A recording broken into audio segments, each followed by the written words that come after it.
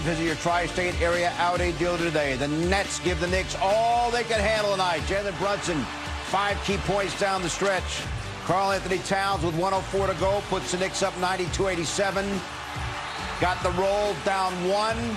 Nets need a miracle here, and the miracle is not answered. So the Knicks have beaten the Nets 14 times in a row. Career win number 500 for Mike Brown, the 10th fastest to do that in terms of coaching in the NBA history. The Knicks win it by 193-92. Oh, boy. Welcome to our Delta MSG studios. Bill Pete along with Alan Hahn. So the theme here of late has been play an inferior opponent, get off to a bad start, and then blow them off the court. Tonight, play an inferior opponent, get off to a really rocky start, and barely hang on. I know a win is a win, but this start situation probably needs to turn around. The problem is that this has been the same conversation now, game after game. It really does feel like, and it is something I'm sure for Mike Brown that he feels like we're having the same conversation about the poor starts. That's certainly there. This was one, like you mentioned, normally it's blow the team out in the second half. Knicks got up 14 early fourth quarter, and the Nets wouldn't go away, and it was just a different level of energy the Nets were playing with that the Knicks just never could get to that level. They just out-talented the Nets tonight. They just were better when it mattered against the Nets tonight. But that game was on a platter for Brooklyn to win and put an end to this long streak that the Knicks have against them, but now it's 14. You take wins, you stack wins, but you got to learn even when you do win a game that there are things that need to be fixed. And while the end of the game, missed free throws and things left the door open, I still say it's the first quarter, it's the first 5 minutes of the game. Mike Brown had to call another early timeout. These are the things that they will be talking about more than anything else in this game. Knicks had a season low 14 first quarter points. They had a season high 22 turnovers for the game. As you mentioned, they were up 84-70, the Knicks, in the fourth quarter, and then the Nets went on a 17-0 run. 17-0 run. Before the Knicks were able to pull it out down the stretch. The Knicks went 6 minutes without a basket, and that's part of the problem. So you see here, watch, there's an air ball right there, right? And you want to get back transition defense, none there. You know, these are the little things that bother you, that concern you. OG miss. Watch the Nets run, and the Knicks don't. Another issue here. This is transition basketball. 20 fast break points for the Nets. They were the team with the better energy. Look, you beat them by 54 in the previous game, as now Brunson in clutch time does what Brunson does in clutch time, which is score big buckets and help his team win. That's one there that puts them up 3. But the mentality that you have to have is to understand that this team here, soft defense, 3. It's the missed 3. Okay, so the Knicks still in control. And there's their Towns. That's the up 5. They give up a 3 after this. This game should be over if you just play defense. They give up an easy layup. They give up a 3. Towns has to make 2. He doesn't. Misses both. And now here's an opportunity with a 1-point game. But Mitchell Robinson gets deflection. Now it's down to 1.5. And the Nets can't get any kind of shot out of this whatsoever. This is just a catch and heave. Not happening. The Knicks escape. Mike Brown's 500th win. I'm sure he'll want to talk about it for hours with his friends, remembering his 500th win. But I just want to repeat, I know we got the box score here. The Knicks beat this team by 54 points. What did you expect the next time you were going to play them? You had to expect a better effort, and you got it, but you were lucky enough to out-talent this Brooklyn team. Notice the Knicks outscored the Nets from the line by 13 points, and again, worth repeating, 22 turnovers for the Knicks. Yeah. The most they've committed in any one game. And we're talking about shot clock violations, offensive fouls. This wasn't just losing the basketball.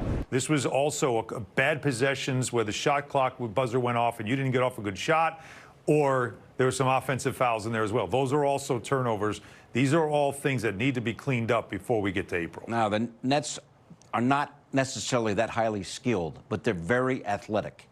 And Jalen Brunson came up big down the stretch, but they made his life miserable. Now, obviously, he's coming back off the neck injury. Yeah, he didn't look himself. Missed the Pacers game Tuesday night, but there's something about the athletic double on Brunson that seems to be slowing this offense down.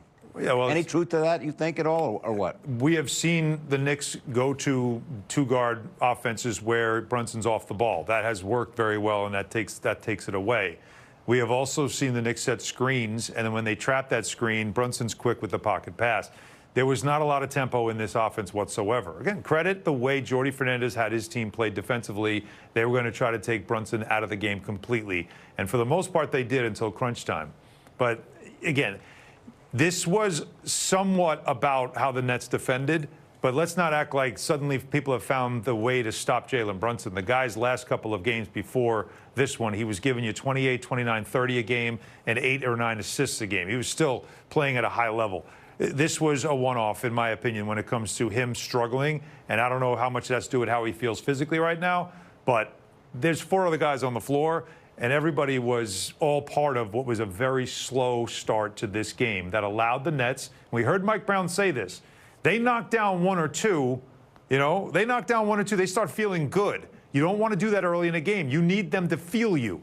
Once again, the Knicks don't do that. All right, let us, Alan, say hello to Monica McNutt. She was on the radio tonight on ESPN New York. Monica, it's March. You could say the Knicks are 3rd in the East. The Nets are 13th. 3 versus 13, and 13 gave number 3.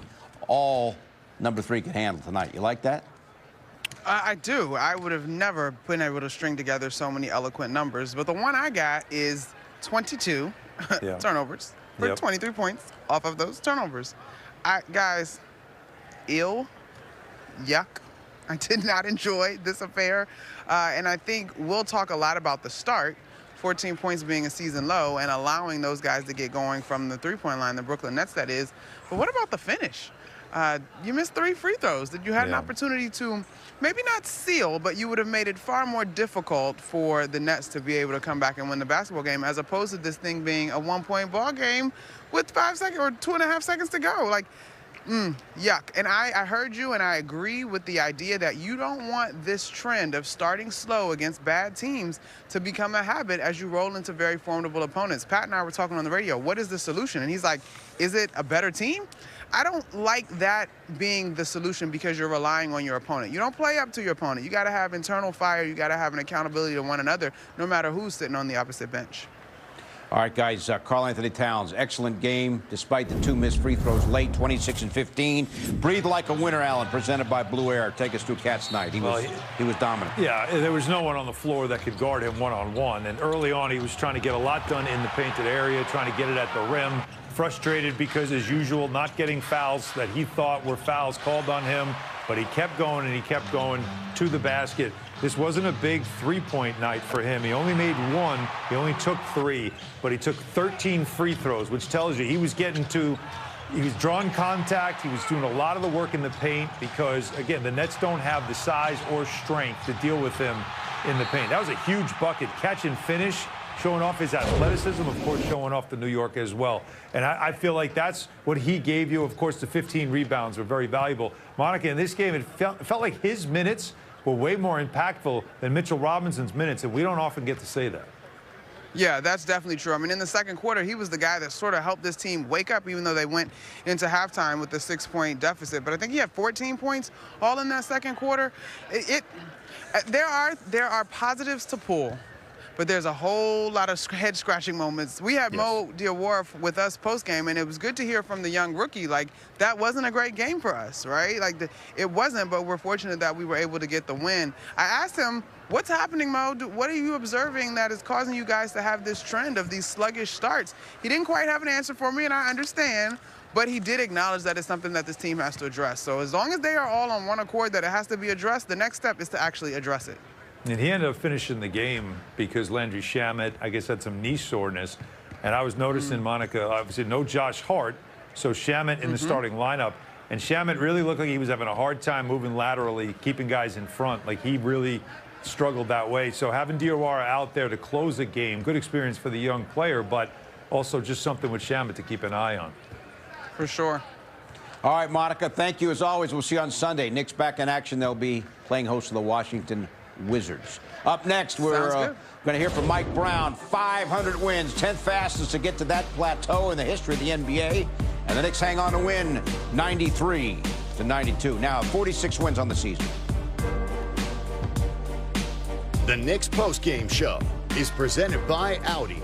Visit your